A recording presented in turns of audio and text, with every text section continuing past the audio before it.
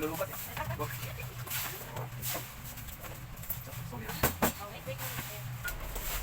Ito na lang. Yan. Mga ilang ano lang yan, isang oras, saglit lang yan. Bagkabit na lang, tapos na yung cover niya. Tibay. Ayan, medyo maganda-ganda na yung papel. Hindi kagaya po ng ibang resibo na napakahirap pantayin. Ito, madali lang ito pantayin pag ganitong resibo. Ganito yung papel. Ayan. Kasi pag resibo, wala na tayong trim yan.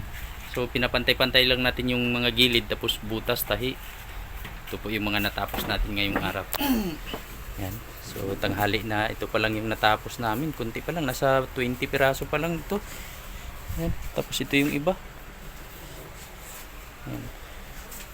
Alright. So naubusan kami ng chipboard. Hindi pa dumating yung deliver natin. Yan na lang po yung tatapusin namin. So kunti na lang yan, nasa 31 piraso na lang po yan. Tapos itong blue ay 6 na piraso na lang. So hindi na gaano ngayon ang dumating na magpapa hardbound kasi tapos na yung pasahan sa BIR.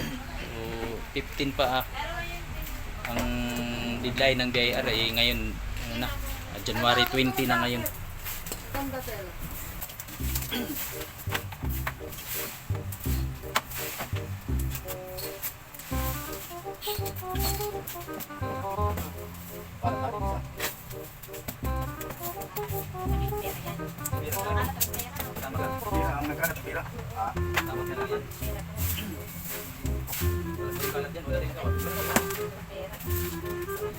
Kapag yung cellphone ko, hindi naglulubat eh.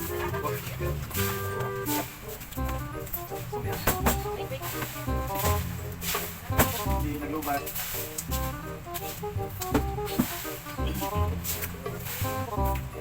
Kinakapit pa yan tayo eh. Ano ko din? Balik nila yan. Siya pa eh. Balik nila, magkana natin.